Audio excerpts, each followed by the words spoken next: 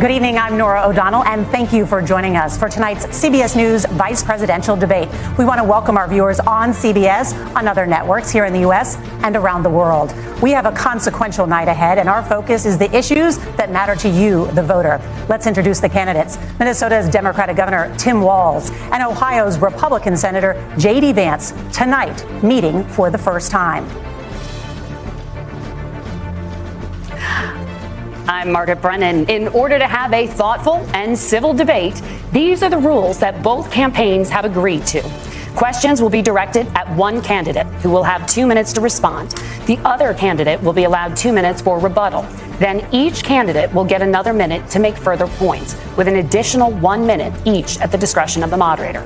The primary role of the moderators is to facilitate the debate between the candidates, enforce the rules, and provide the candidates with the opportunity to fact-check claims made by each other.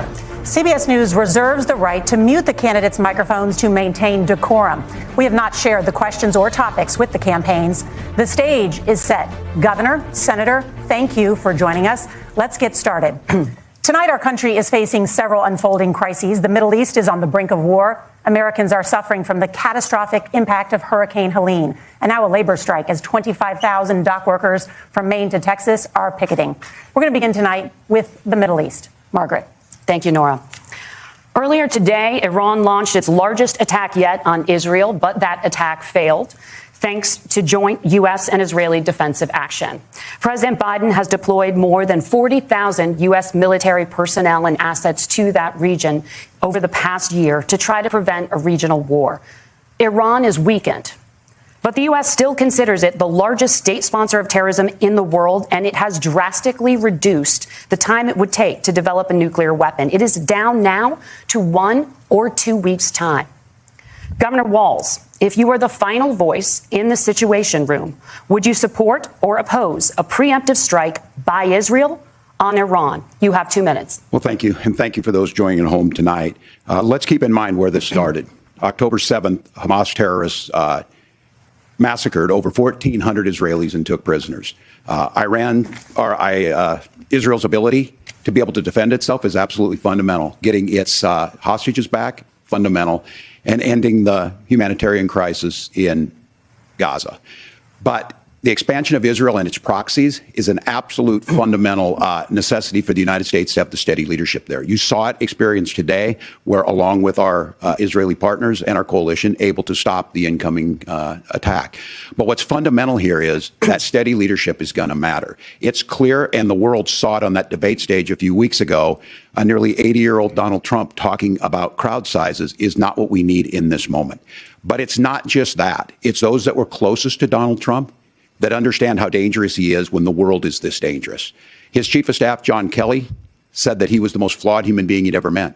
And both of his secretaries of defense and his national security advisors said he should be nowhere near the White House. Now, the person closest to them, Donald Trump, said he's unfit for the highest office. That was Senator Vance. What we've seen out of Vice President Harris is we've seen steady leadership. We've seen a calmness that is able to draw on the coalitions to bring them together, understanding that our allies matter. When our allies see Donald Trump turn towards Vladimir Putin, turn towards North Korea, when we start to see that type of fickleness around holding the coalitions together, we will stay committed. And as the vice president said today we will protect our forces and our allied forces, and there will be consequences. Governor, your time is up. Senator Vance, the same question. Would you support or oppose a preemptive strike by Israel on Iran? You have 2 minutes. So, Margaret, I want to answer the question. First of all, thanks, Governor. Thanks to CBS for hosting the debate. And thanks, most importantly, to the American people who are watching this evening and caring enough about this country to pay attention to this vice presidential debate. I want to answer the question, but I want to actually give an introduction to myself a little bit, because I recognize a lot of Americans don't know who either one of us are. I was raised in a working class family. My mother required food assistance for periods of her life. My grandmother required Social Security help to raise me. And she raised me in part because my own mother struggled with addiction for a big chunk of my early life. I went to college on the GI Bill after after I enlisted in the Marine Corps and served in Iraq. And so I stand here asking to be your vice president with extraordinary gratitude for this country, for the American dream that made it possible for me to live my dreams. And most importantly, I know that a lot of you are worried about the chaos in the world and the feeling that the American dream is unattainable. I want to try to convince you tonight over the next 90 minutes that if we get better leadership in the White House, if we get Donald Trump back in the White House, the American dream is going to be attainable once again. Now, to answer this particular question, we have to remember that as much as Governor Walz just accused Donald Trump of being an agent of chaos, Donald Trump actually delivered stability in the world, and he did it by establishing effective deterrence.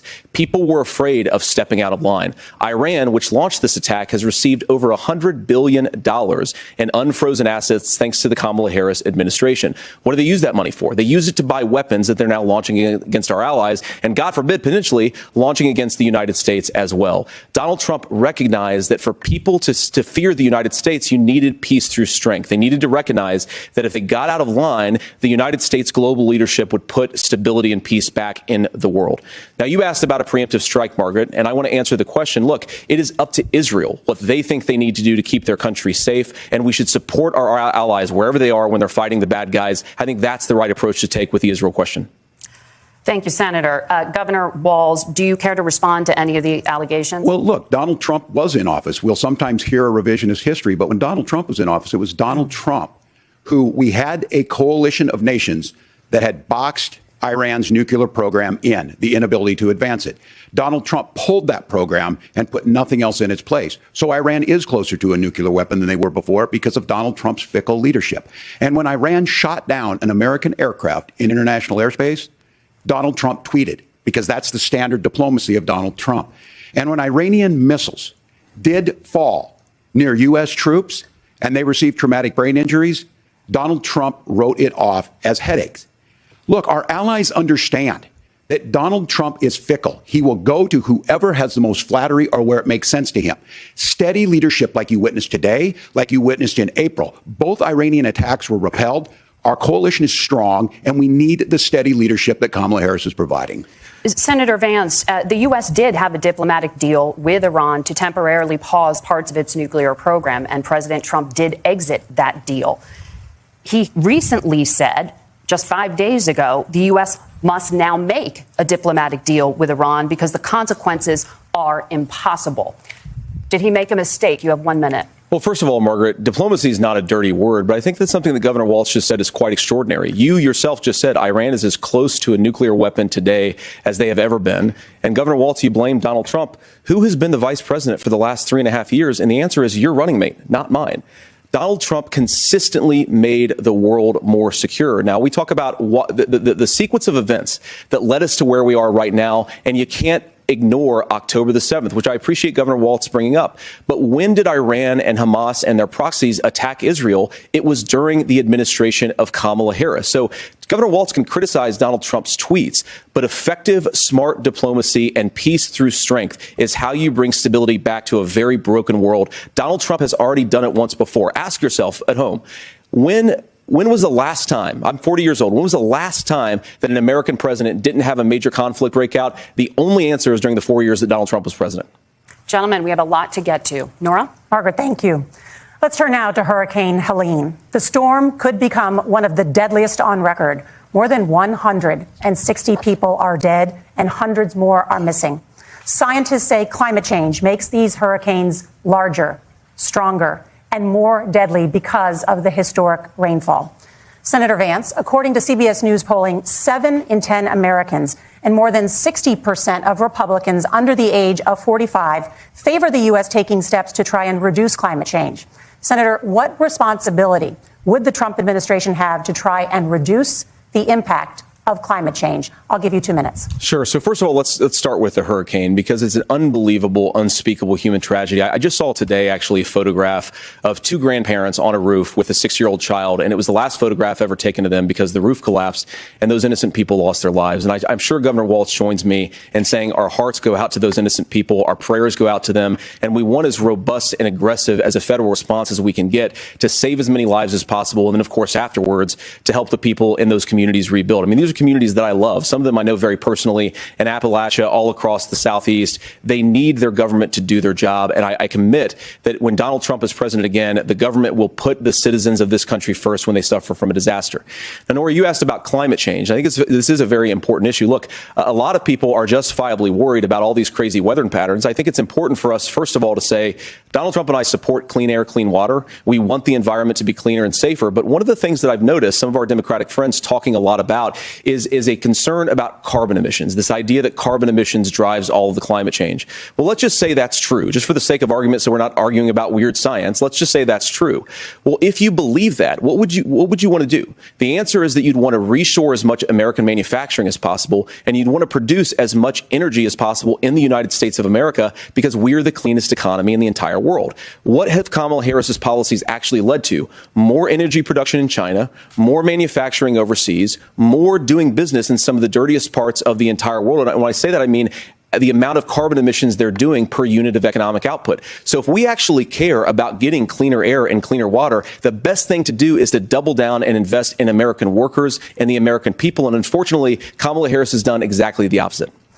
Governor Walz, you have 2 minutes to respond. Well, we got close to an agreement because all those things are happening. Look, first of all, it is a horrific tragedy with this hurricane. And my heart goes out to the folks that are down there in contact with the governors. I serve as co-chair of the Council of Governors as we work together on these emergency managements. Governors, no partisanship. They work together to all of the governors and the emergency responders are on the ground. Those happen on the front end.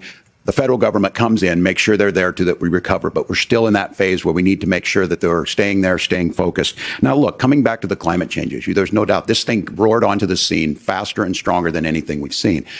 Senator Vance has said that there's a climate problem in the past. Donald Trump called it a hoax and then joked that these things would make more beachfront property to be able to invest in. What we've seen out of the Harris administration now, the Biden-Harris administration, is we've seen this investment. We've seen massive investments, the biggest in global history that we've seen in the Inflation Reduction Act, has created jobs all across the country. 2,000 in Jeffersonville, Ohio, taking the EV technology that we invented and making it here. 200,000 jobs across the country. The largest solar manufacturing plant in North America sits in Minnesota. But my farmers know climate change is real. They've seen 500-year droughts, 500-year floods back to back. But what they're doing is adapting, and this has allowed them to tell me, look, I harvest corn, I harvest soybean, and I harvest wind. We are producing more natural gas and more oil at any time than we ever have. We're also producing more clean energy. So the solution for us is to continue to move forward, that climate change is real. Reducing our impact is absolutely critical, but this is not a false choice. You can do that at the same time you're creating the jobs that we're seeing all across the country. That's exactly what this administration has done. We are seeing us becoming an energy superpower for the future, not just the current. And that's what absolutely makes sense. And then we start thinking about how do we mitigate these disasters. Thank you. Senator, I want to give you an opportunity to respond there. The governor mentioned that President Trump has called climate change a hoax. Do you agree? Well, look, what the president has said is that if the Democrats, in particular Kamala Harris and her leadership, if they really believe that climate change is serious, what they would be doing is more manufacturing and more energy production in the United States of America, and that's not what they're doing. So clearly, Kamala Harris herself doesn't believe her own rhetoric on this. If she did, she would actually agree with Donald Trump's energy policies. Now, something Governor Walz said I think is important to touch upon, because when we talk about clean energy, I think that's a slogan that often the Democrats will use here. I'm talking, of course, about the Democratic leadership. And the real issue is that if you're spending hundreds of millions or even billions of dollars of American taxpayer money on solar panels that are made in China, number one, you're going to make the economy dirtier. We should be making more of those solar panels here in the United States of America. Some of them are, Tim, but a lot of them are being made overseas in China, especially the components that go into those solar panels. So if you really want to make the environment cleaner, you've got to invest in more energy production. We haven't built a nuclear facility, I think, one in the past 40 years. Senator. Natural gas, we got to invest more in it. Kamala Harris has done the opposite. That's raised energy prices and also meant that we're doing Senator, worse by the climate. Senator, your time is up. Governor, would you like to respond? Well, look, we're producing more natural gas than we ever have. There's no moratorium on that. We're producing more oil. But the folks know, and like I said again, these are not liberal folks. These are not folks that are Green New Deal folks. These are farmers that have been drought one year, massive flooding the next year. They understand that it makes sense. Look, our number one export cannot be topsoil from erosion from these massive storms. We saw it in Minnesota this summer. And thinking about how do we respond to that, we're thinking ahead on this. And what Kamala Harris has been able to do in Minnesota, we're starting to weatherproof some of these things. The infrastructure law that was passed allows us to think about mitigation in the future. How do we make sure that we're protecting by burying our power lines? How do we make sure that we're protecting lakefronts and things that we're seeing more and more of? But to call it a hoax and to take the oil company executives to Mar-a-Lago, say, give me money for my campaign, and I'll let you do whatever you want. We can be smarter about that, and an all-above energy policy is exactly what she's doing, creating those jobs right here. Governor, your time is up. The overwhelming consensus among scientists is that the Earth's climate is warming at an unprecedented rate. Margaret? Thank you, Norah. We're going to turn now to immigration. The crisis at the U.S.-Mexico border consistently ranks as one of the top issues for American voters. Senator Vance, your campaign is pledging to carry out the largest mass deportation plan in American history and to use the U.S. military to do so. Could you be more specific about exactly how this will work? For example, would you deport parents who have entered the U.S. illegally and separate them from any of their children who were born on U.S. soil? You have 2 minutes. So first of all, Margaret, before we talk about deportations, we have to stop the bleeding. We have a historic immigration crisis because Kamala Harris started and said that she wanted to undo all of Donald Trump's border policies.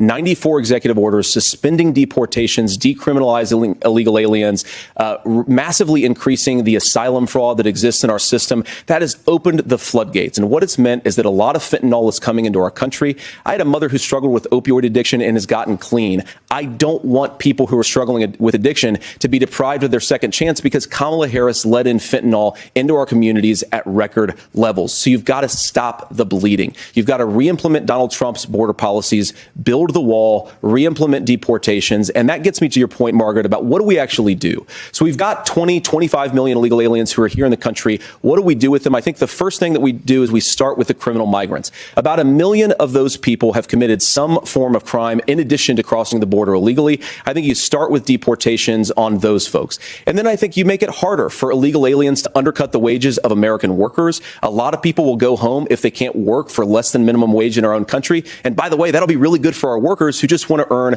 a fair wage for doing a good day's work. And the final point, Margaret, is you ask about family separation. Right now in this country, Margaret, we have 320,000 children that the Department of Homeland Security has effectively lost. Some of them have been sex trafficked. Some of them hopefully are at homes with their families. Some of them have been used as drug trafficking mules. The real family separation policy in this country is unfortunately Kamala Harris's wide open southern border. And I'd ask my fellow Americans to remember when she came into office, she said she was going to do this. Real leadership would be saying, you know what? I screwed up. We're going to go back to Donald Trump's border policies. I wish that she would do that. It would be good for all of us.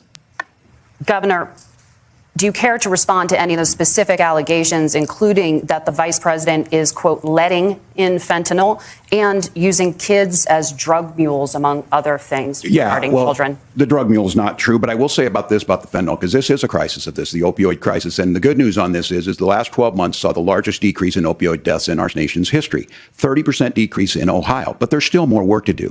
But let's go back to this on immigration. Kamala Harris was the attorney general of the largest state and a border state in California. She's the only person in this race who prosecuted transnational gangs for human trafficking and drug interventions. But look, we all want to solve this.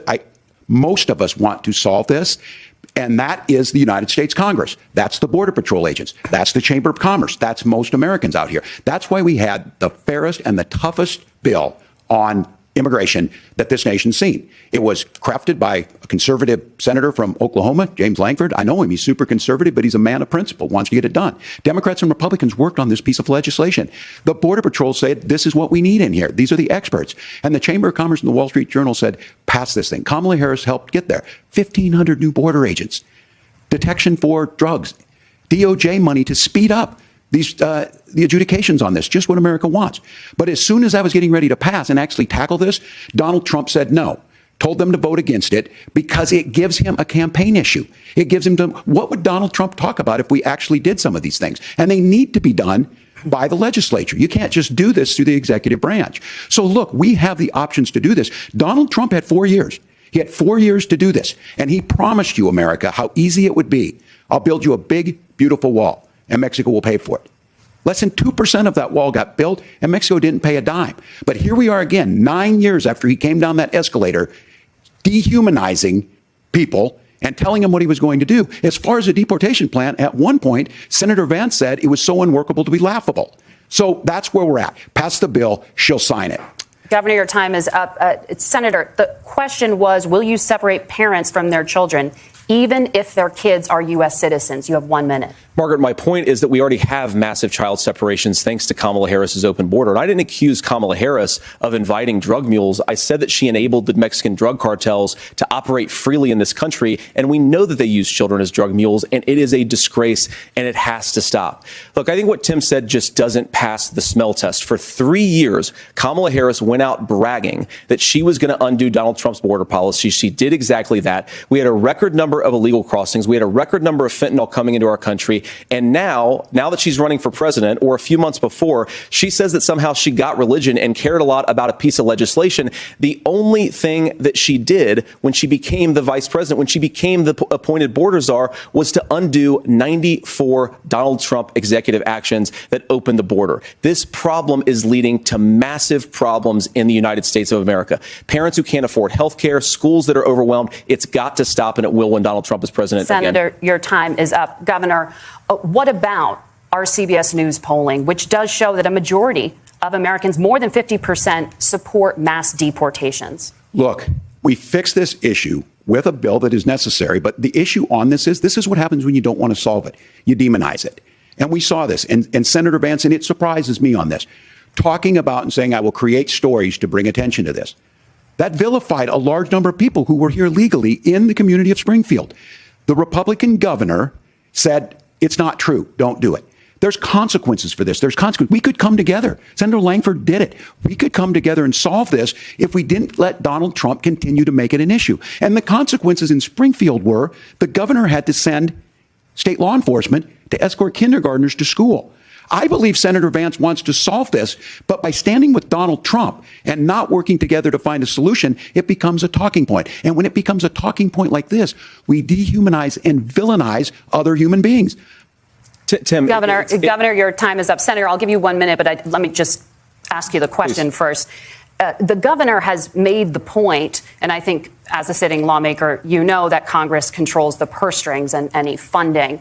So you have said repeatedly that Donald Trump would, through executive action, solve this. Do you disagree that Congress controls the purse strings and would need to support many of the changes that you would actually want to implement? You have 1 minute. Look, Margaret, first of all, the gross majority of what we need to do at the southern border is just empowering law enforcement to do their job. I've been to the southern border more than our border czar, Kamala Harris, has been, and it's actually heartbreaking because the Border Patrol agents, they just want to be empowered to do their job. Of course, additional resources would help, but most of this is about the president and the vice president empowering our law enforcement to say, if you try to come across the border illegally, you've got to stay in Mexico, you've got to go back through proper channels. Now, Governor Walz brought up the community of Springfield, and he's very worried about the things that I've said in Springfield. Look, in Springfield, Ohio, and in communities all across this country, you've got schools that are overwhelmed. You've got hospitals that are overwhelmed. You have got housing that is totally unaffordable because we brought in millions of illegal immigrants to compete with Americans for scarce homes. The people that I'm most worried about in Springfield, Ohio, are the American citizens who have had their lives destroyed by Kamala Harris's open border. It is a disgrace, Tim. And I actually think, I agree with you. I think you want to solve this problem, but I don't think that Kamala Harris does. Senator, your time is up. Governor, you have 1 minute to respond. Yeah, well, it is law enforcement that asked for the bill. They helped craft it. They're the ones that supported it. That's because they know we need to do this. Look, this issue of continuing to bring this up, of not dealing with it, of blaming migrants for everything. On housing, we could talk a little bit about Wall Street speculators buying up housing and making them less affordable, but it becomes a blame. Look, this bill also gives the money necessary to adjudicate. I agree. It should not take 7 years for an asylum claim to be done. This bill gets it done in 90 days. Then you start to make a difference in this, and you start to adhere to what we know, American principles. Look, I don't talk about my faith a lot, but Matthew 25:40 talks about, to the least amongst us you do unto me. I think that's true of most Americans. They simply want order to it. This bill does it. It's funded. It's supported by the people who do it, and it lets us keep our dignity about how we treat other people. Thank you, Governor. And just to clarify for our viewers, Springfield, Ohio does have a large number of Haitian migrants who have legal status. Right. temporary protected status. Margaret, but thank you, Senator. We have so much to get to. Margaret, I think it's important because we're going to turn now to the economy. Thank you, Margaret. The rules were that you guys weren't going to fact check, and since you're fact checking me, I think it's important to say what's actually going on. So there's an application called the CBP One app, where you can go on as an illegal migrant, apply for asylum or apply for parole, and be granted legal status at the wave of a Kamala Harris open border wand. That is not a person coming in, applying for a green card and waiting for 10 years. That is the facilitation of illegal immigration, Margaret, by Thank you, Senator, for describing the legal process. We have so much to get to, Senator. Those laws have been on the books since 1990. Thank you, gentlemen. The CBP One app has not been on the books since 1990. It's something that Kamala Harris created, Margaret. Gentlemen, the audience can't hear you because your mics are cut. We have so much we want to get to. Thank you for explaining the legal process. Norah. Thank you, Margaret. The economy is a top concern for voters. Each of your campaigns has released an economic plan, so let's talk about the specifics. Governor Walz, Vice President Harris unveiled a plan that includes billions in tax credits for manufacturing, housing, and a renewed child tax credit. The Wharton School says your proposals will increase the nation's deficit by $1.2 trillion. How would you pay for that without ballooning the deficit? Governor, I'll give you 2 minutes. Yeah, thank you. And Kamala Harris and I do believe in the middle class because that's where we come from. We both grew up in that. We understand. So those of you out there listening tonight, you're hearing a lot of stuff back and forth, and it's good. It's healthy. That's what this is supposed to happen. You should be listening. How's this going to impact me? The bold forward plan that Kamala Harris put out there is talking about this housing issue. The one thing is there's 3 million new houses proposed under this plan with down payment assistance on the front end to get you in a house. A house is much more than just an asset to be traded somewhere. It's foundational to where you're at. And then making sure that the things you buy every day, whether they be prescription drugs or other things, that there's fairness in that. Look, the $35 insulin is a good thing, but it costs $5 to make insulin. They were charging $800 before this law went into effect. As far as the housing goes, I've seen it in Minnesota, 12% more houses in Minneapolis, prices went down on rent 4%. It's working. And then making sure tax cuts go to the middle class. $6,000 child tax credit, we have one in Minnesota, reduces childhood poverty by 1/3. We save money in the long run, and we do the right thing for families. And then getting businesses off the ground. The law as it stands right now is $5,000 tax credit for small business, increasing that to $50,000. Now, this is a philosophical difference between us. Donald Trump made a promise, and I'll give you this. He kept it. He took folks to Mar-a-Lago, said, you're rich as hell, I'm going to give you a tax cut. He gave the tax cuts that predominantly went to the top class. What happened there was an $8 trillion increase in the national debt, the largest ever. Now he's proposing a 20% consumption or sales tax on everything we bring in. Everyone agrees, including businesses, it would be destabilizing it. It would increase inflation and potentially lead to a recession. Look, this is simple for you. Where are we going? Kamala Harris has said to do the things she wants to do, we'll just ask the wealthiest to pay their fair share. When you do that, our system works best, more people are participating in it, and folks have the things that they need. Senator, I want to give you a moment to respond on that. But similarly, the Wharton School has done an analysis of the Trump plan and says it would increase the nation's deficit by $5.8 trillion. My question is the same for you. How do you pay for all that without ballooning the deficit? I'll give you 2 minutes. Well, first of all, you're going to hear a lot from Tim Walz this evening, and you just heard it in the answer, a lot of what Kamala Harris proposes to do. And some of it, I'll be honest with you, it even sounds pretty good. Here's what you won't hear, is that Kamala Harris has already done it. Because she's been the vice president for 3.5 years. She had the opportunity to enact all of these great policies. And what she's actually done instead is drive the cost of food higher by 25%, drive the cost of housing higher by about 60%, open the American southern border and make middle-class life unaffordable for a large number of Americans. If Kamala Harris has such great plans for how to address middle-class problems, then she ought to do them now, not when asking for a promotion, but in the job the American people gave her 3.5 years ago. And the fact that she isn't tells you a lot about how much you can trust her actual plans.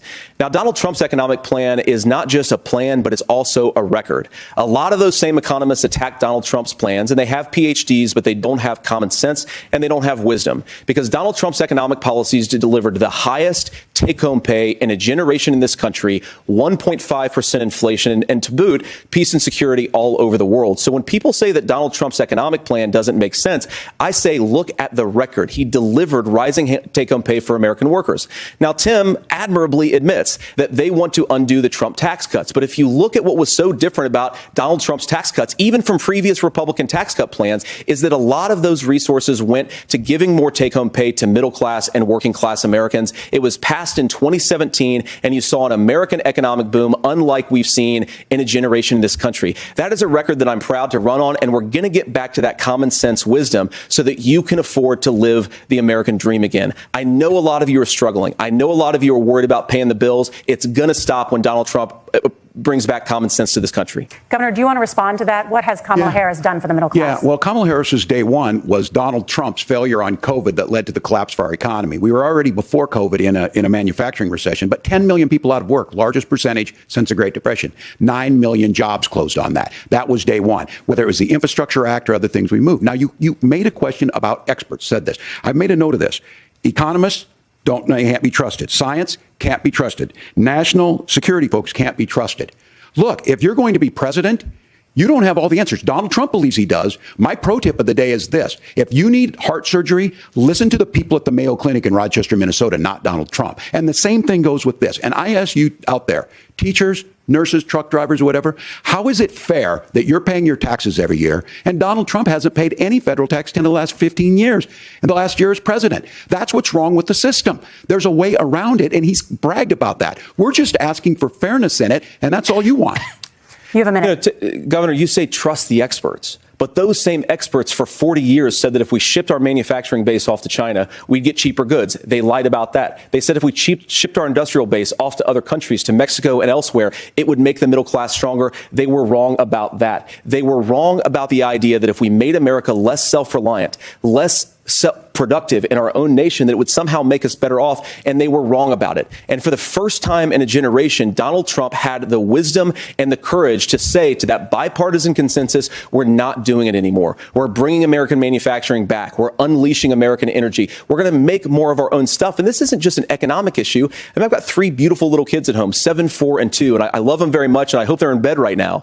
But look, so many of the drugs, the pharmaceuticals that we put in the bodies of our children are manufactured by nations that hate us. This has to stop, and we're not going to stop it by listening to experts. We're going to stop it by listening to common sense wisdom, which is what Donald Trump governed on. Senator, your time is up. Governor Walz, can you address that? I mean, voters say they trust Donald Trump on the economy more. Why? Well, if you're listening tonight and you want billionaires to get tax cuts, you heard what the numbers were. Look, I'm a union guy on this. I'm not a guy who wanted to ship things overseas, but I understand that, look, we produce soybeans and corn. We need to have fair trading partners. That's something that we believe in. I think the thing that most concerns me on this is Donald Trump was the guy who created the largest trade deficit in American history with China.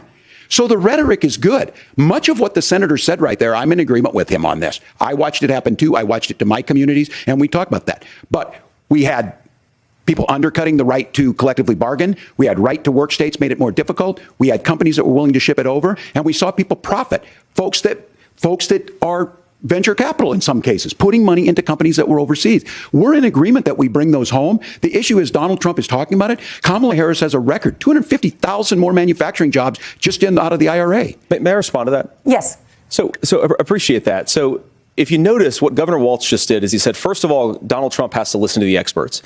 And then when he acknowledged that the experts screwed up, he said, well, Donald Trump didn't do nearly as good of a job as the statistics that's a gross generalization. that he did. So what Tim Walz is doing, and I honestly, Tim, I think you got a tough job here, because you've got to play whack-a-mole. You've got to pretend that Donald Trump didn't deliver rising take-home pay, which of course he did. You've got to pretend that Donald Trump didn't deliver lower inflation, which of course he did. And then you simultaneously got to defend Kamala Harris's atrocious economic record, which has made gas, groceries, and housing unaffordable for American citizens. I was raised by a woman who would sometimes go into medical debt so that she could put food on the table in our household. I know what it's like to not be able to afford the things that you need to afford. We can do so much better. To all of you watching, we can get back to an America that's affordable again. We just got to get back to common sense economic principles. I hope we have a conversation on health care then. Senator, Governor. Please. Thank you. Margaret?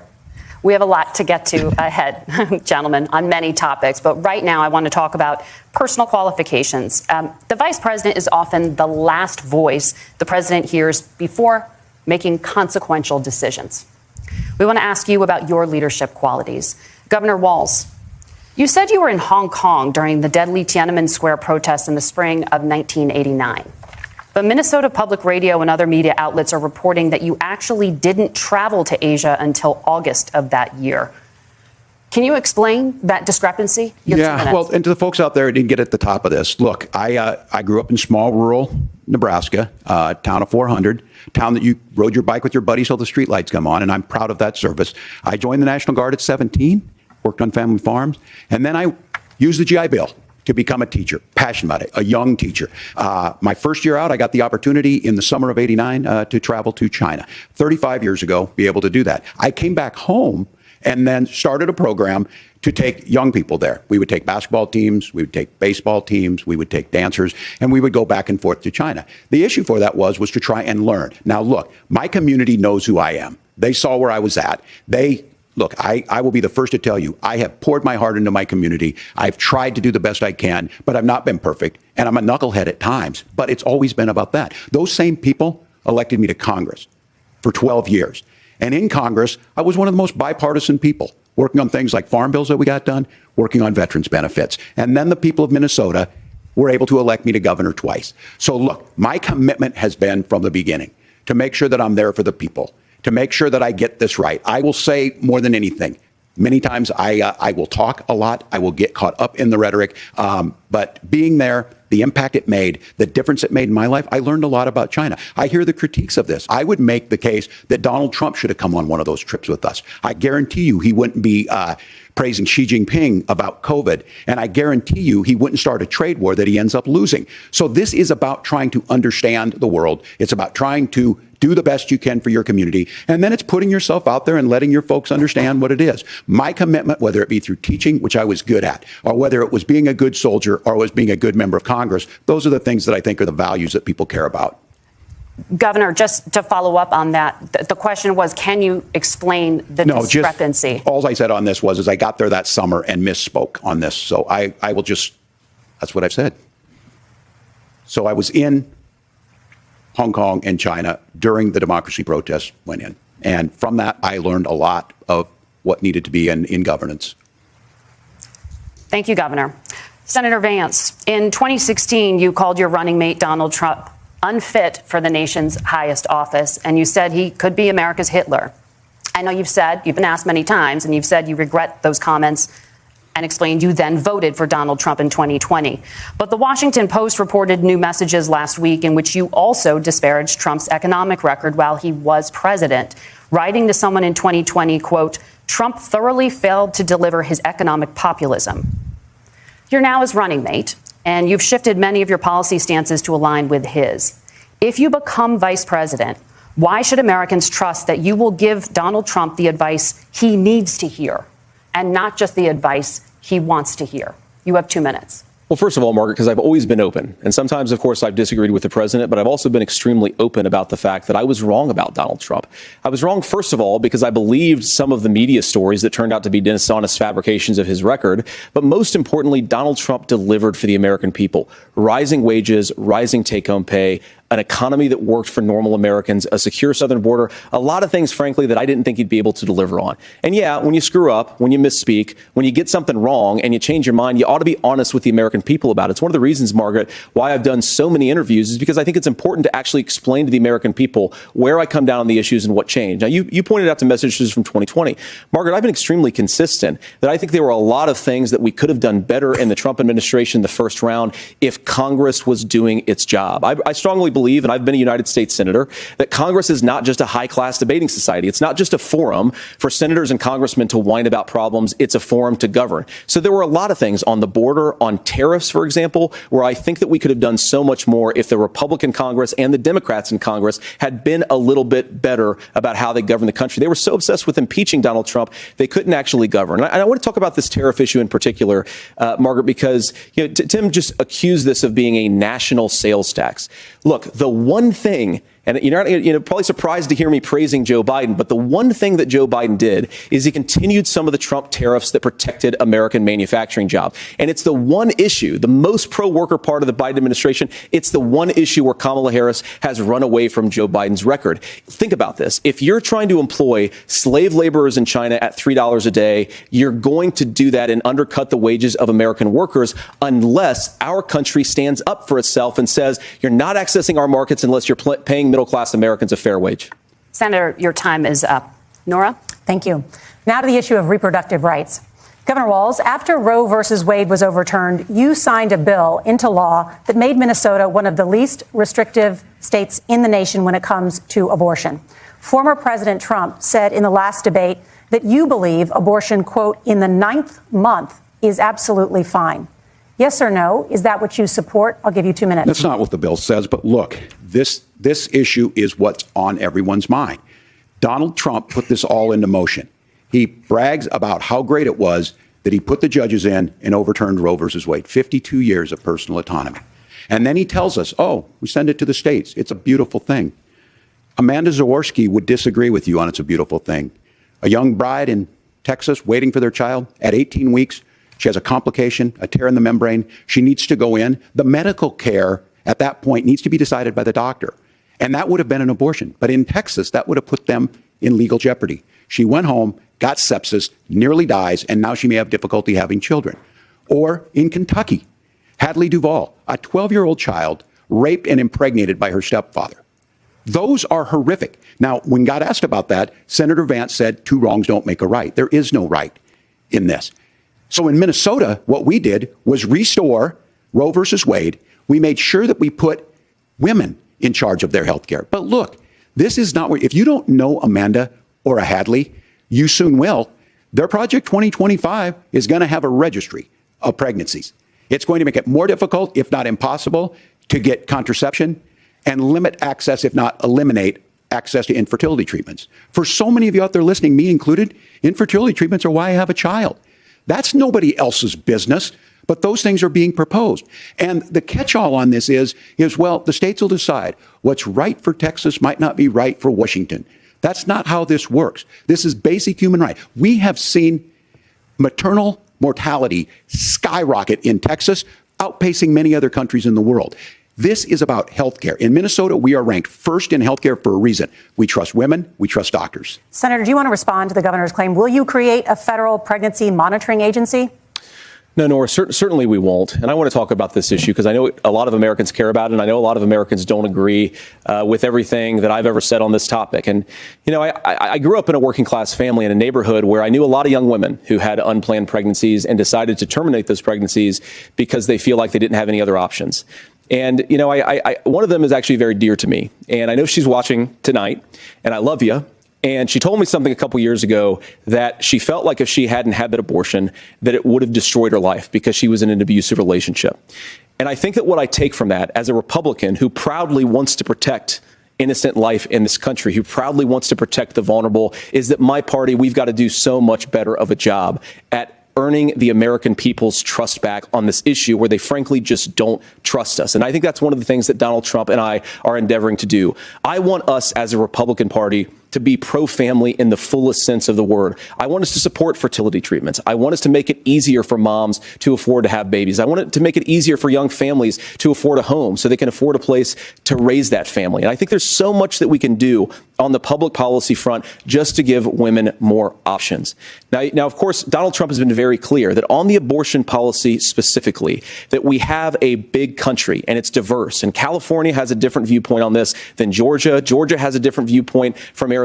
And the proper way to handle this, as messy as democracy sometimes is to let voters make these decisions, let the individual states make their abortion policy. And I think that's what makes the most sense in a very big, a very diverse, and let's be honest, sometimes a very, very messy and divided country. Governor, would you like to respond and also answer the question about restrictions? Yeah, well, the question got asked and Donald Trump made the accusation that wasn't true about Minnesota. Well, let me tell you about this idea that there's diverse states. There's a young woman named Amber Thurman. She happened to be in Georgia, a restrictive state. Because of that, she had to travel a long distance to North Carolina to try and get her care. Amber Thurman died in that journey back and forth.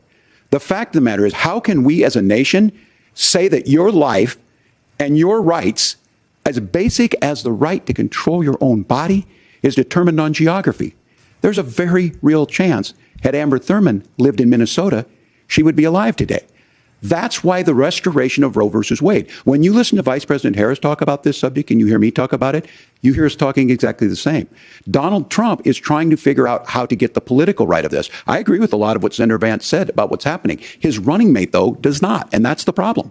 Governor, your time is up. Senator, let me ask you about that. He mentioned, was, I think, referring to a national ban. In the past, you have supported a federal ban on abortion after 15 weeks. In fact, you said if someone can't support legislation like that, quote, you are making the United States the most barbaric pro-abortion regime anywhere in the entire world. My question is, why have you changed your position? Well, Norah, first of all, I never supported a national ban. I did when I was running for Senate in 2022 talk about setting some minimum national standard. For example, we have a partial birth abortion ban in place in this country at the federal level. I don't think anybody's trying to get rid of that, or at least I hope not, though I know that Democrats have taken a very radical pro-abortion stance. But Norah, one of the things that changed is in the state of Ohio, we had a referendum in 2023, and the people of Ohio voted overwhelmingly, by the way, against my position.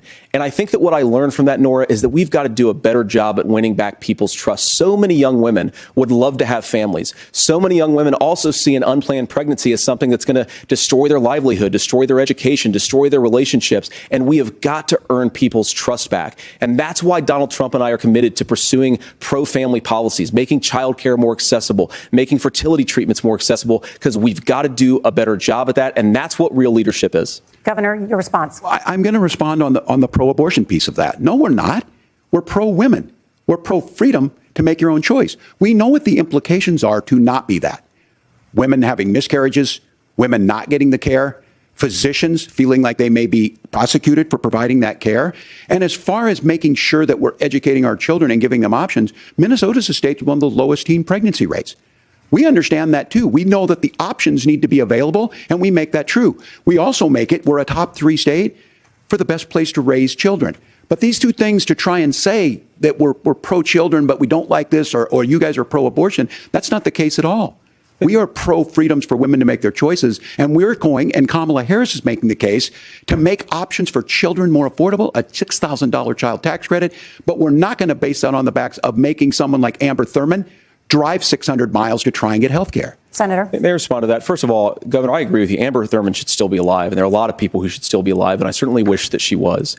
And maybe you're free to disagree with me on this and explain this to me. But as I read the Minnesota law that you signed into law, the statute that you signed into law, it says that a doctor who presides over an abortion where the baby survives, the doctor is under no obligation to provide life-saving care to a baby who survives a botched late-term abortion.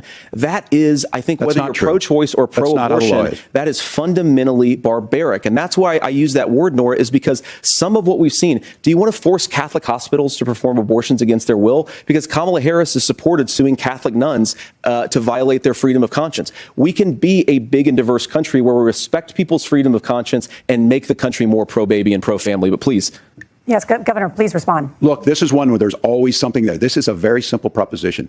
These are women's decisions to make about their healthcare decisions, and the physicians who know best when they need to do this. Trying to distort the way a law is written to try and make a point, that's not it at all. What was I wrong about, Governor? Please tell me, what was I wrong about? That is not the way the law is written. Look, I've given But this, how? I've given this advice on a lot of things, that getting involved, getting against, that's been misread, and it was fact-checked at the last debate. But the point on this is there's a continuation of these guys to try and tell women or to get involved. I use this line on this, just mind your own business on this. Things worked best when Roe versus Wade was in place. When we do a restoration of Roe, that works best. That doesn't preclude us from increasing funding for children. It doesn't increase us from making sure that once that child's born, like in Minnesota, they get meals, they get early childhood education, they get health care. So the hiding behind we're going to do all these other things when you're not proposing them in your budget, Kamala Harris is proposing them. She's proposing all those things to make life easier for families. I asked a specific question, Governor. You gave me a slogan as a response. It's not the case. It's not true. That's not what the law says. So they fact-checked it with President Trump. We want to turn now to America's gun violence epidemic. The leading cause of death for children and teens in America is by firearms. Senator Vance, you oppose most gun legislation that Democrats claim would curb gun violence. You oppose red flag gun laws and legislation to ban certain semi-automatic rifles, including AR-15s. So let me ask you, earlier this year, for the first time, the parents of a school shooter were convicted of involuntary manslaughter and sentenced to 10 years in prison. Do you think holding parents responsible could curb mass shootings? I'll give you 2 minutes. Yeah, well, Norah, on that particular case, I don't know the full details, but I certainly trust local law enforcement and local authorities to make those decisions. I think in some cases the answer is going to be yes, and in some cases the answer is going to be no. And the details really matter here, of course. For example, if a kid steals a gun, that's going to be different than if a parent hands over a gun knowing that their kid is potentially dangerous. But look, I want to just sort of speak as a father of three beautiful little kids, and our oldest is now in second grade. And like a lot of parents, we send our kids to school with such hope and such joy and such pride at their little faces on the first day of school. And we know, unfortunately, that a lot of kids are going to experience this terrible epidemic of gun violence. And of course, our hearts go out to the families that are affected by this terrible stuff. And we do have to do better. And I think that Governor Walz and I actually probably agree that we need to do better on this. The question is just, how do we actually do it? Now, here's something that really bothers me and worries me about this epidemic of violence. The gross majority, close to 90% in some of the statistics I've seen, of the gun violence in this country is committed with illegally obtained firearms. And while we're on that topic, we know that thanks to Kamala Harris's open border, we've seen a massive influx in the number of illegal guns run by the Mexican drug cartels. So that number, the amount of illegal guns in our country is higher today than it was 3.5 years ago. But what do we do about the schools? What do we do to protect our kids? And I think the answer is, and I say this not loving the answer, because I don't want my kids to go to school in a school that feels unsafe or where there are visible signs of security. But I unfortunately think that we have to increase security in our schools. We have to make the doors lock better. We have to make the doors stronger. We've got to make the windows stronger. And of course, we've got to increase school resource officers, because the idea that we can magically wave a wand and take guns out of the hands of bad guys, it just doesn't fit with recent experience. So we've got to make our schools safer. And I think we've got to have some common sense bipartisan solutions for how to do that. Governor, you have 2 minutes. Well, I think all the parents watching tonight, this is your biggest nightmare. Look, I got a 17-year-old, and he witnessed a shooting at a community center playing volleyball. Those things don't leave you. As a member of Congress, I sat in my office surrounded by dozens of the Sandy Hook parents, and they were looking at my 7-year-old picture on the wall. Their 7-year-old were dead, and they were asking us to do something. And look, I'm a hunter. I own firearms. The vice president is. We understand that the Second Amendment is there, but our first responsibility is to our kids to figure this out. In Minnesota, we've enacted enhanced red flag laws, enhanced background checks, and we can start to get data. But here's the problem. If we really want to solve this, we've got folks that won't allow research to be even done on gun violence. And this idea that we should just live with it, and here's what I do think, that this is a good start to the conversation. I 100% believe that Senator Vance hates it when these kids, it's abhorrent and it breaks your heart. I agree with that. But that's not far enough when we know there are things that work. I've spent time in Finland and seen some Finnish schools.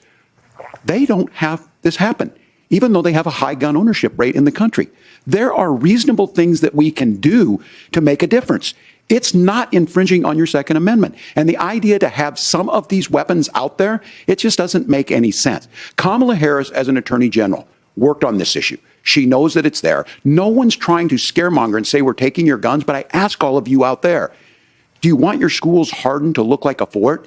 Is that what we have to go? When we know there's countries around the world that their children aren't practicing these types of drills.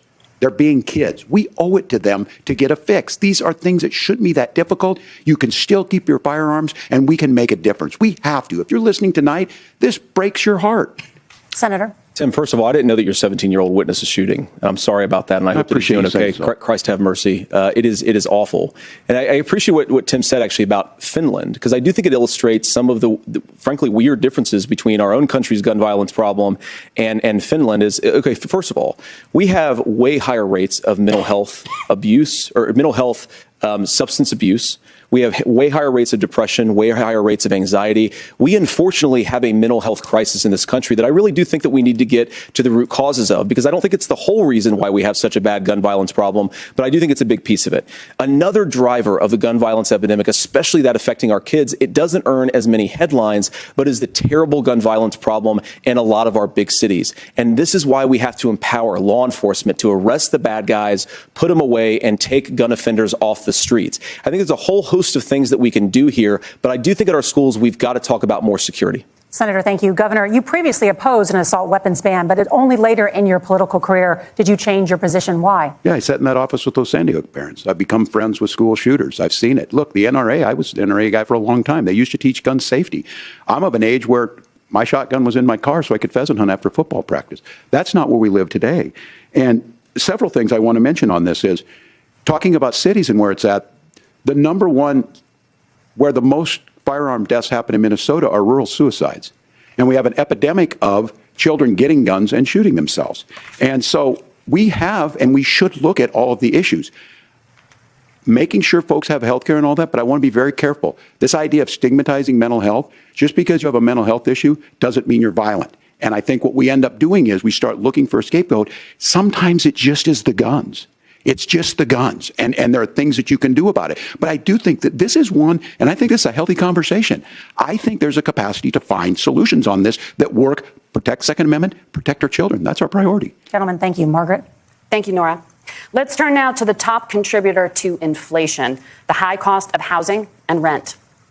There's a shortage of more than 4 million homes in the United States, and that contributes to the high housing prices. Governor Walz, the Harris campaign promises a $25,000 down payment assistance for first-time home buyers and a $10,000 tax credit. They also promise to build 3 million new homes. Where are you building these homes, and won't handing out that kind of money just drive up prices higher? No, it's not handing out. We have, first, let me say this issue of housing, and I think those of you listening on this, the problem we've had is that we've got a lot of folks that see housing as another commodity. It can be bought up, it can be shifted, it can be moved around. Those are not folks living in those houses. Those of you listening tonight, that house is a big deal. I bought and owned one house in my life. My mom still lives in the house where I was. And when I think of a house, I'm thinking of Christmas services after midnight mass where you go with your family. We need to make it more affordable. And one of the things, as I said, this program that the Vice President is pushing forward and bringing a new way of approaching this is something we're doing in Minnesota from that lead. We in the state invested in making sure our housing was the biggest investment that we'd ever made in housing. It starts to make it easier. We cut some of the red tape. Local folks, look, we can't do it at the federal level, but local folks make it easier to build those homes. And then that down payment assistance. I can tell all of you out there, certainly for me, using the GI Bill was one thing, but a veteran's home loan, the big thing about a veteran's home loan is you don't have to pay the down payment. Those are things that make it there. Now, look, you're going to pay it back, and you're going to pay your mortgage. Those are things that we know in the long run, the appreciated value, the generational wealth that's created from it. And I will give Minneapolis an example. Minneapolis is the one city where we've seen the lowest inflation rates. We've seen a 12% increase in stock because we've put some of these things in, and we're implementing a state program to make sure we give some of that down payment assistance. We get it back from people because here's what we know. People with stable housing end up with stable jobs. People with stable housing have their kids able to get to school. All of those things in the long run end up saving our money. And that's the thing that I think we should be able to find some common ground in, but we can't blame immigrants for the only reason. That's not the case that's happening in many cities. The fact of the matter is that we don't have enough naturally affordable housing, but we can make sure that the government's there to help kickstart it, create that base.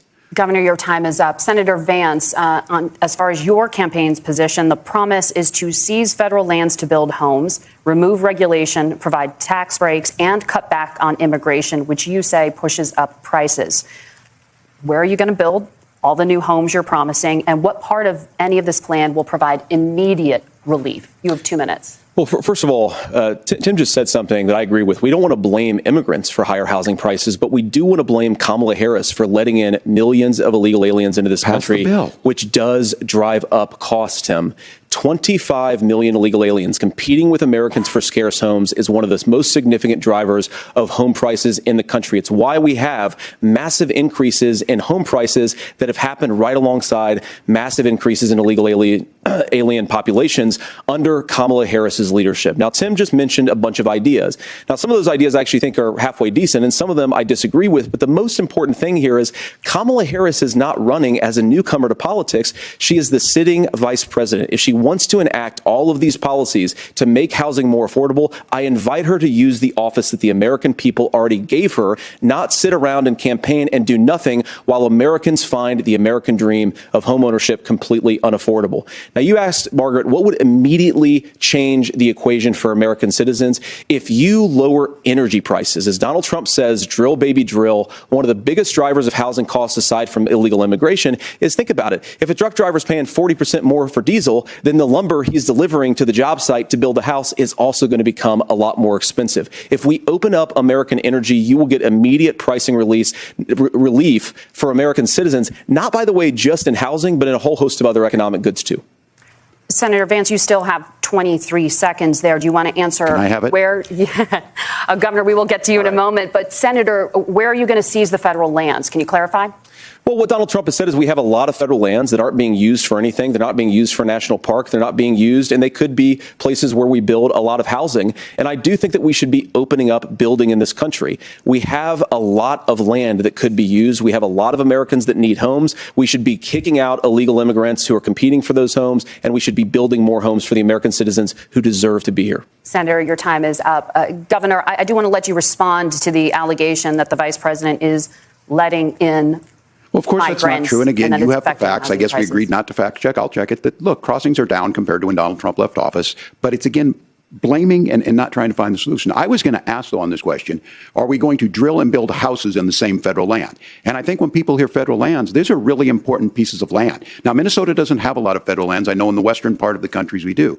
There's not a lot of federal lands in and around Minneapolis, for example. So the issue is I don't understand the federal lands issue unless we see this, and I worry about this as someone who cares deeply about our national parks and our federal lands. Look, Minnesota, we protect these things. We've got about 20% of the world's fresh water. These lands protect. They're there for a reason. They belong to all of us. But again, this is when you view housing and you view these things as commodities.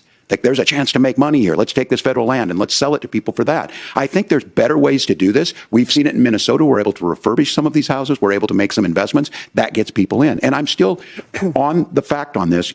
Economists, Senator Vance, you said you don't like the economists. Which economists are saying that it is immigrants that's adding to the cost? Governor, your time is up. But Senator, on that point, I'd like for you to clarify. There are many contributing factors to high housing costs. What evidence do you have that migrants are part of this problem? Well, there's a Federal Reserve study that we're happy to share after the debate. We'll put it up on social media, actually, that really drills down on the connection between increased levels of migration, especially illegal immigration, and higher housing prices. Now, of course, Margaret, that's not the entire driver of higher housing prices. It's also the regulatory regime of Kamala Harris. Look, we are a country of builders. We're a country of doers. We're a country of explorers. But we increasingly have a federal administration that makes it harder to develop our resources, makes it harder to build things, and wants to throw people in jail for not doing everything exactly as Kamala Harris says they have to do. And what that means is that you have a lot of people who would love to build homes who aren't able to build homes. I actually agree with Tim Walz. We should get out of this idea of housing as a commodity. But the thing that has most turned housing into a commodity is giving it away to millions upon millions of people who have no legal right to be here. What are the federal regulations? I deal with this as a governor. You can very quickly reply. I'm sorry. I get this as a governor, and I don't necessarily disagree with that in some cases, many of those are local, many of them are state. I don't know which ones are federal, but I think whenever we talk regulations, people think they can get rid of them. I think you want to be able to get out of your house in a fire. I think you want to make sure that it's fireproof and those types of things. So which are the regulations? Because the vice president's not responsible for those. Congress writes those. Governor, thank you. Gentlemen. We have a lot to get to. You're passionate about the housing crisis, I can tell. But Norah? Thank you. One of the top problems facing Americans is the high cost of health care. Senator Vance, at the last presidential debate, former President Trump was asked about replacing the Affordable Care Act. In response, he said, "I have concepts of a plan." Since then, Senator, you've talked about changing how chronically ill Americans get health insurance. Can you explain how that would work? And can you guarantee that Americans with pre-existing conditions won't pay more? I'll give you 2 minutes. Well, of course, we're going to cover Americans with pre-existing conditions. In fact, a lot of my family members have gotten health care. I believe, members of my family actually got private health insurance, at least for the first time, switched off of Medicaid onto private insurance for the first time under Donald Trump's leadership. And I think that, a lot of people have criticized this concepts of a plan remark. Look, it's very simple common sense. I think as Tim Walz knows from 12 years in Congress, you're not going to propose a 900-page bill standing on a debate stage. It would bore everybody to tears, and it wouldn't actually mean anything because part of this is the give and take of of bipartisan negotiation.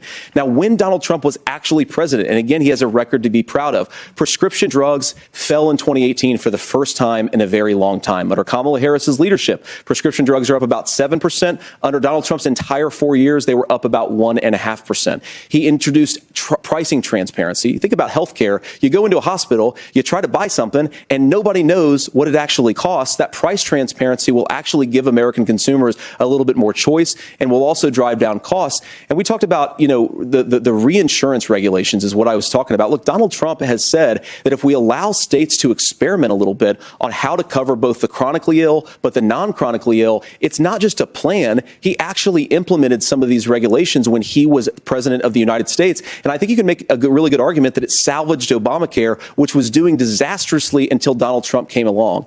And I think this is an important point about President Trump. Of course, you don't have to agree with everything that President Trump has ever said or ever done. But when Obamacare was crushing under the weight of its own regulatory burden and health care costs, Donald Trump could have destroyed the program. Instead, he worked in a bipartisan way to ensure that Americans had access to affordable care. It's not perfect, of course, and there's so much more that we can do. But I think that Donald Trump has earned the right to put in place some better health care policies. He's earned it because he did it successfully the first time. Governor? All right, here's where being an old guy gives you some history. I was there at the creation of the ACA. And the reason it was so important is I come from a major healthcare state, home of the Mayo Clinic, home to Medical Alley, 3M, Medtronic, all of those. We understand healthcare. It's why we're ranked first on affordability and accessibility and quality of healthcare. And so what I know is under Kamala Harris, more people are covered than they have before. And those of you listening, this is critical to you. Now, Donald Trump all of a sudden wants to go back and remember this. He ran on the first thing he was going to do on day one was to repeal Obamacare. On day one, he tried to sign an executive order to repeal the ACA. He signed on to a lawsuit to repeal the ACA, but lost at the Supreme Court. And he would have repealed the ACA had it not been for the courage of John McCain to save that bill. Now, fast forward, what that means to you is you lose your pre-existing conditions. If you're sitting at home and you got asthma, too bad. If you're a woman, probably not. Broke your foot during football, might kick you out. Your kids get kicked out when they're 26. Kamala Harris negotiated drug prices for the first time with Medicare. We have 10 drugs that will come online, the most common ones that'll be there. But look, this issue, and when Donald Trump said, I've got a concept of a plan, it cracked me up as a fourth grade teacher because my kids would have never given me that. But what Senator Vance just explained might be worse than a concept, because what he explained is pre-Obamacare. And I'll make this as simple as possible because I have done this for a long time. What they're saying is, if you're healthy, why should you be paying more?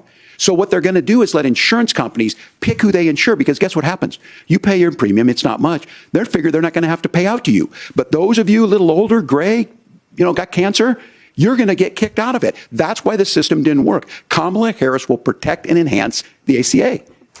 Governor, thank you. Senator, you have not yet explained how you would protect people with pre-existing conditions or laid out that plan. Well, look, we currently have laws and regulations in place right now that protect people with pre-existing conditions. We want to keep those regulations in place, but we also want to make the health insurance marketplace function a little bit better. Now, what Governor Walz just said is actually not true. A lot of what happened, and the reason that Obamacare was crushing under its own weight, is that a lot of young and healthy people were leaving the exchanges. Donald Trump actually helped address that problem, and he did so in a way that preserved people's access to coverage who had pre-existing conditions. But again, something that these guys do is they make a lot of claims about if Donald Trump becomes president, all of these terrible consequences are going to ensue. But in reality, Donald Trump was president. Inflation was low. Take-home pay was higher. And he saved the very program from a Democratic administration that was collapsing and would have collapsed absent his leadership. He did his job, which is govern in a bipartisan way and get results, not just complain about problems, but actually solve them. Governor, did enrollment under the Affordable Care Act go up under the Trump administration? It's higher now that we've seen it go up. Look, people are using it. The system works. And the question about this of young people or whatever, that's the individual mandate piece of this. And Republicans fought tooth and nail saying, well, Americans should be free to do this. Well, then what happens is... So you think the individual mandate's a good idea? I think the idea of making sure the risk pool is broad enough to cover everyone, that's the only way insurance works. When it doesn't, it collapses. You are asking pre-ACA where we get people out. Look, people know that they need to be on health care. People expect it to be there. And when we are able to make it, and we are making it this way, when we incentivize people to be in the market, when we help people who might not be able to afford it get there, and we make sure then when you get sick and old, it's there for you. Because I heard people say, well, I don't want to buy into Medicare or whatever. Good luck buying health care once you get past 70. So look, the ACA works. We can continue to do better. Kamala Harris did that. The way she made everything better was negotiating those 10 drugs on Medicare for the first time in American history. Thank you. Margaret. Can I address that? I apologize. We're out of time. We have a number of subjects to discuss. Margaret. Let's talk about families in America. There is a child care crisis in this country, and the United States is one of the very few developed countries in the world without a national paid leave program for new parents. Governor Walz, you've said that if Democrats win both the White House and Congress, this is a day one priority for you. How long should employers be required to pay workers while they are home taking care of their newborns? You have 2 minutes. Yeah, well, that's negotiable, and that's what Congress worked. But here's what the deal is. Americans sitting out there right now, you may work for a big company. Look, we're home in Minnesota to some of the largest Fortune 500 companies. Kamala Harris knows that in California. Those companies provide paid family medical leave. One is, I think they're moral and they think it's a good thing, but it also keeps their employees healthy. We in Minnesota passed a paid family medical leave. You have a child, and I had to go back to work 5 days after my kids were born. This allows you to stay home a certain amount of time. What we know is that gets the child off to a better start. The family works better. We stay in their employers. We get more consistency in that. So Kamala Harris has made it a priority. We implemented it in Minnesota, and we see growth. That's how you become a pro-business state. But the negotiations on it, and here's the issue. Those big companies are able to offer it. Those of you out there who don't have it, just imagine what happens if you get cancer or your child gets sick. We know what happens. You end up staying home. In some cases, that means no paycheck because you got no protection on that. This is the case of an economy that Donald Trump has set for the wealthiest amongst us. He's willing to give those tax breaks to the wealthiest. He's willing to say, bust those unions up, do whatever. What we're saying is the economy works best when it works for all of us. And so a paid family medical leave program, and I will tell you, go to the families or go to the businesses and ask them. As far as childcare on this, you have to take it at both the supply and the demand side. You can't expect the most important people in our lives to take care of our children or our parents to get paid the least amount of money. And we have to make it easier for folks to be able to get into that business and then to make sure that folks are able to pay for that. We were able to do it in Minnesota, and I'm still telling you this. We were listed as the best state. We're still in crisis on this. A federal program of paid family medical leave and help with this will enhance our workforce, enhance our families, and make it easier to have the children that you want. Governor, your time is up. Senator, do you support a national paid leave program? And if so, for how long should employers be mandated to pay their employees while they are home taking care of their newborn? You have 2 minutes. Yeah, well, first of all, Margaret, a number of my Republican colleagues and some Democrats, too, have worked on this issue. And I think there is a bipartisan solution here because a lot of us care about this issue. I mean, look, I speak from this very personally because I'm married to a beautiful woman who is an incredible mother to our 3 beautiful kids, but is also a very, very brilliant corporate litigator. And I'm so proud of her. But being a working mom, even for somebody with all of the advantages of my wife, is extraordinarily difficult. And it's not just difficult from a policy perspective. She actually had access to paid family leave because she worked for a bigger company, but the cultural pressure on young families and especially young women, I think makes it really hard for people to choose the family model they want. A lot of young women would like to go back to work immediately. Some would like to spend a little time home with the kids. Some would like to spend longer at home with the kids. We should have a family care model that makes choice possible. And I think this is a very important substantive difference between Donald Trump and Kamala Harris's approach. I mean, look, if you look at the federal programs that we have that support paid family leave right now, the Community Development Block Grant, and there's another block grant program that spends a lot of money from the federal government. These programs only go to one kind of childcare model. Let's say you'd like your church maybe to help you out with childcare. Maybe you live in a rural area or an urban area and you'd like to get together with families in your neighborhood to provide childcare in the way that makes the most sense. You don't get access to any of these federal monies. We want to promote choice in how we deliver family care and how we promote childcare because, look, it is unacceptable. And, of course, Tim and I have been on the campaign trail a lot the past 7 or 8 weeks. And one of the biggest complaints I hear from young families is people who feel like they don't have options, like they're choosing between going to work or taking care for their kids. That is an incredible burden to put on American families. We're the only country that does it. I think we could do a heck of a lot better. Senator, thank you. You have also said, Senator Vance, many things about the American family. The Federal Reserve says parents will spend nearly as much on child care as they do on housing each month. So I want to get your thoughts on this.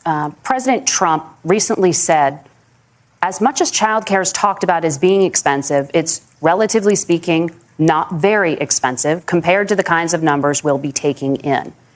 Is President Trump committed to the $5,000 per child tax credit that you have described? You have 1 minute. Well, what President Trump said, Margaret, I just want to defend my running mate here a little bit, is that we're going to be taking in a lot of money by penalizing companies for shipping jobs overseas and penalizing countries who employ slave laborers and then ship their products back into our country and undercut the wages of American workers. It's the heart of the Donald Trump economic plan. Cut taxes for American workers and American families. Cut taxes for businesses that are hiring and building companies in the United States of America, but penalize companies and countries that are shipping jobs overseas. That's the heart of the economic proposal. And I think what President Trump is saying is that when we bring in this additional revenue with higher economic growth, we're going to be able to provide paid family leave, childcare options that are viable and workable for a lot of American families. Can you clarify how that will solve the childcare shortage? Well, because as Tim said, a lot of the child care shortage is we just don't have enough resources going into the multiple people who could be providing family care options. And we're going to have to, unfortunately, we're going to have to spend more money. We're going to have to induce more people to want to provide child care options for American families, because the reason it's so expensive right now is because you've got way too few people providing this very essential service. Thank you, Senator. Governor Walz, your ticket also has some child care tax credit proposals. Do you think Congress will agree to the $6,000 credit for newborns and $3,000 credit for children over the age of 6, as your campaign has promised? Is that realistic? Well, if these members of Congress are listening to anybody, I can tell you, and this is the biggest issue. Everybody listening tonight knows. I mean, I'm sure they were shocked to hear it's not that expensive. And let's be clear, whether it's $5,000 or $6,000, that pays you about 3 or 4 months. Let's be clear of where we're at on this. It's because we got out of an imbalance on this. We thought we were going to get by not paying people. I don't think Senator Vance and I are that far apart. I'm not opposed to what he's talking about on options. We've done scholarships types of things. I think we need to be open to making the case. But the issue here is, the question you asked is, you're not going to pay for it with these tariffs. That's just adding another $4,000 on the family and taking less. So not only do they not get the money to pay for that, they're $4,000 in the hole. That's Wharton School. That's his alma mater. And so I think the issue here is, if those members of Congress, I can't believe they're not. When I go to businesses, sure, they'll talk about taxes sometime, but they will lead with childcare and they will lead with housing, because we know the problem is, especially in a state like Minnesota, we need more workers because our economy is growing, but we need the workforce. Governor, thank you. We need to move on. Norah? Let's talk about the state of democracy, the top issue for Americans after the economy and inflation. After the 2020 election, President Trump's campaign and others filed 62 lawsuits contesting the results. Judges, including those appointed by President Trump and other Republican presidents, looked at the evidence and said there was no widespread fraud. The governors of every state in the nation, Republicans and Democrats, certified the 2020 election results and sent a legal slate of electors to Congress for January 6th. Senator Vance, you have said you would not have certified the last presidential election and would have asked the states to submit alternative electors. That has been called unconstitutional and illegal. Would you again seek to challenge this year's election results, even if every governor certifies the results? I'll give you 2 minutes. Well, Norah, first of all, I think that we're focused on the future. We need to figure out how to solve the inflation crisis caused by Kamala Harris's policies, make housing affordable, make groceries affordable, and that's what we're focused on. But I want to answer your question because you did ask it. Look, what President Trump has said is that there were problems in 2020, and my own belief is that we should fight about those issues, debate those issues peacefully in the public square, and that's all I've said, and that's all that Donald Trump has said. Remember, he said that on January the 6th, the protesters ought to protest peacefully. And on January the 20th, what happened? Joe Biden became the president, Donald Trump left the White House, and now, of course, unfortunately, we have all of the negative policies that have come from the Harris-Biden administration. I believe that we actually do have a threat to democracy in this country, but unfortunately, it's not the threat to democracy that Kamala Harris and Tim Walz want to talk about. It is the threat of censorship. It's Americans casting aside lifelong friendships because of disagreements over politics. It's big technology companies silencing their fellow citizens. And it's Kamala Harris saying that rather than debate and persuade her fellow Americans, she'd like to censor people who engage in misinformation. I think that is a much bigger threat to democracy than anything that we've seen in this country in the last 4 years, in the last 40 years. Now, I'm really proud, especially given that I was raised by two lifelong blue-collar Democrats, to have the endorsement of Bobby Kennedy Jr. and Tulsi Gabbard, lifelong leaders in the Democratic coalition. And of course, they don't agree with me and Donald Trump on every issue. We don't have to agree on every issue, but we're united behind a basic American First Amendment principle that we ought to debate our differences. We ought to argue about them. We ought to try to persuade our fellow Americans. Kamala Harris is engaged in censorship at an industrial scale. She did it during COVID. She's done it over a number of other issues. And that, to me, is a much bigger threat to democracy than what Donald Trump said when he said that protesters should peacefully protest on January the 6th. Governor? Well, I've enjoyed tonight's debate, and I think there was a lot of commonality here. And I'm sympathetic to misspeaking on things, and I think I might have with the senator. But me too, man. There's one though that this one is troubling to me, and I say that because I think we need to tell the story. Donald Trump refused to acknowledge this, and the fact is that I don't think we can be the frog in the pot and let the boiling water go up. He was very clear. I mean, he lost this election, and he said he didn't. 140 police officers were beaten at the Capitol that day. Some with the American flag. Several later died, and it wasn't just in there. In Minnesota, a group gathered on the state capitol grounds in St. Paul and said, we're marching to the governor's residence and there may be casualties. The only person there was my son and his dog, who was rushed out crying by state police. That issue, and Mike Pence standing there as they were chanting, hang Mike Pence. Mike Pence made the right decision. So, Senator, it was adjudicated over and over and over. I worked with kids long enough to know, and I said as a football coach, sometimes you really want to win, but the democracy is bigger than winning an election. You shake hands, and then you try and do everything you can to help the other side win. That's what was at stake here. Now, the thing I'm most concerned about is the idea that imprisoning your political opponents, already laying the groundwork for people not accepting this. And a president's words matter.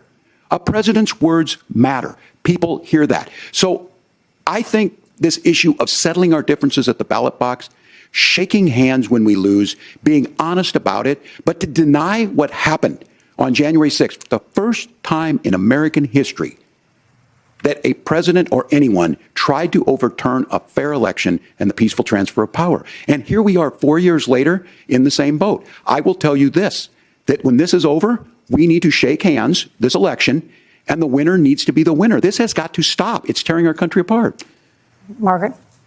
Senator Vance, did you want to respond to that? Yeah, well, look, Tim, first of all, it's really rich for Democratic leaders to say that Donald Trump is a unique threat to democracy when he peacefully gave over power on January the 20th, as we have done for 250 years in this country. We are going to shake hands after this debate and after this election. And of course, I hope that we win, and I think we're going to win. But if Tim Walz is the next vice president, he'll have my prayers, he'll have my best wishes, and he'll have my help whenever he wants it.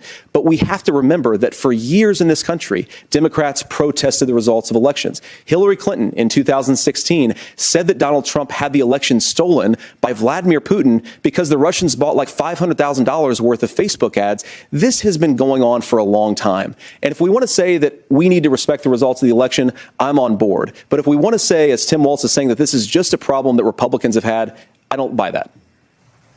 Governor? January 6th was not Facebook ads. And I think a revisionist history on this. Look, I don't understand how we got to this point. But the issue was that happened. Donald Trump can do it. And all of us say there's no place for this. It has massive repercussions. This idea that there's censorship to stop people from threatening to kill someone, threatening to do something, that's not censorship. Censorship is book banning. We've seen that. We've seen that brought up. I just think for everyone tonight, and I'm going to thank Senator Vance, I think this is the conversation they want to hear. And I think there's a lot of agreement. But this is one that we are miles apart on. This was a threat to our democracy in a way that we had not seen. And it manifested itself because of Donald Trump's inability to say. He is still saying he didn't lose the election. I would just ask that. Did he lose the 2020 election? Tim, I'm focused on the future. Did Kamala Harris censor Americans from speaking their mind in the wake of the 2020 COVID situation? That is a damning non-answer. It's a damning non-answer for you to not talk about censorship. Obviously, Donald Trump and I think that there were problems in 2020. We've talked about it. I'm happy to talk about it further. But you guys attack us for not believing in democracy. The most sacred right under the United States democracy is the First Amendment. You yourself have said there's no First Amendment right to misinformation. Kamala Harris wants to use the power of government and big tech to silence people from speaking their minds. That is a threat to democracy that will long outlive this present political moment. I would like Democrats and Republicans to both reject censorship. Let's persuade one another. Let's argue about ideas, and then let's come together afterwards. You can't yell fire in a crowded theater. That's the test. That's the Supreme Court test. Tim, fire in a crowded theater. You guys wanted to kick people off of Facebook for saying that toddlers shouldn't Senator, wear masks. the governor does have the floor. Fire in a crowded theater. That is criticizing the policies of the government, which is the right of every American. Senator, the governor does have the floor for 1 minute to respond to you. Yeah. Well, I don't run Facebook. What I do know is I see a candidate out there who refused, and now again, and this, I'm pretty shocked by this. He lost the election.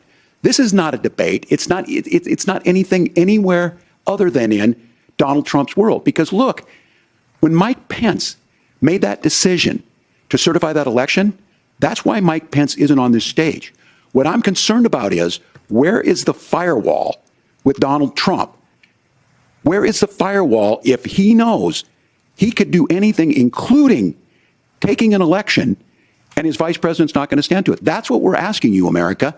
Will you stand up? Will you keep your oath of office, even if the president doesn't? And I think Kamala Harris would agree. She wouldn't have picked me if she didn't think I would do that, because of course that's what we would do. So, America, I think you've got a really clear choice on this election of who's going to honor that democracy and who's going to honor Donald Trump. Governor, your time is up. Thank you, gentlemen. News vice presidential debate. It is now time for the closing statement. Senator Vance won the virtual coin toss and elected to go last. So, Governor Walz, you are first. You have 2 minutes. Well, thank you, Senator Vance. Thank you to CBS News. And most importantly, thank you to all of you. If you're still up and the folks who miss Dancing with Our Stars, I appreciate it. But look, the support of the democracy matters. It matters that you're here. And I'm as surprised as anybody of this coalition that Kamala Harris has built, from Bernie Sanders to Dick Cheney to Taylor Swift, and a whole bunch of folks in between there. And they don't all agree on everything, but they are truly optimistic people. They believe in a positive future of this country, and one where our politics can be better than it is. And I have to tell you, that better than it is the sense of optimism that there can be an opportunity economy that works for everyone, not just to get by, but to get ahead. And the idea that freedom really means something. Not the freedom of government to be in your bedroom or exam room, but the freedom for you to make choices about yourself. Now, look, we all know who Donald Trump is. He's told us, and as Maya Angelou said, believe him when he told you that. His first inaugural address talked about American carnage, and then he spent 4 years trying to maybe do that. Senator Vance tonight made it clear he will stand with Donald Trump's agenda. He will continue to push down that road. Excuse me. Kamala Harris gives us a different option. Now, I'll have to tell you, I'm going to be careful about the quotes, but there's one that Senator Vance said that does resonate with me. He said, Donald Trump makes the people I care about afraid. A lot of America feels that way. We don't need to be afraid. Franklin Roosevelt was right. All we have to fear is fear itself. Kamala Harris is bringing us a new way forward. She's bringing us a politics of joy. She's bringing real solutions for the middle class, and she's centering you at the heart of that. All the while asking everyone, join this movement, make your voices heard. Let's look for a new day where everybody gets that opportunity and everybody gets a chance to thrive. I humbly ask for your vote on November 5th for Kamala Harris. Governor Walz, thank you. Senator Vance, your closing statement. Well, I want to thank Governor Walz, you folks at CBS, and of course the American people for tuning in this evening. And one of the issues we didn't talk about was energy. And I remember when I was being raised by my grandmother, when she didn't have enough money to turn on the heat some nights because Ohio gets pretty cold at night and because money was often very tight. And I believe, as a person who wants to be your next vice president, that we are a rich and prosperous enough country where every American, whether they're rich or poor, ought to be able to turn on their heat in the middle of a cold winter night. That's gotten more difficult thanks to Kamala Harris's energy policies. I believe that whether you're rich or poor, you ought to be able to afford a nice meal for your family. That's gotten harder because of Kamala Harris's policies. I believe that whether you're rich or poor, you ought to be able to afford to buy a house. You ought to be able to live in safe neighborhoods. You ought to not have your communities flooded with fentanyl. And that, too, has gotten harder with because of Kamala Harris's policies. Now, I've been in politics long enough to do what Kamala Harris does when she stands before the American people and says that on day one, she's going to work on all these challenges I just listed. She's been the vice president for 3.5 years. Day one was 1,400 days ago, and her policies have made these problems worse. Now, I believe that we have the most beautiful country in the world. I meet people on the campaign trail who can't afford food, but have the grace and generosity to ask me how I'm doing and to tell me they're praying for my family. What that has taught me is that we have the greatest country, the most beautiful country, the most incredible people anywhere in the world. But they're not going to be able to achieve their full dreams with the broken leadership that we have in Washington. They're not going to be able to live their American dream if we do the same thing that we've been doing for the last 3.5 years. We need change. We need a new direction. We need a president who has already done this once before and did it well. Please vote for Donald Trump. And whether you vote for me or vote for Tim Walz, I just want to say I'm so proud to be doing this, and I'm rooting for you. God bless you, and good night. Senator Vance, thank you. And thank you both for participating in the only vice presidential debate of this election cycle.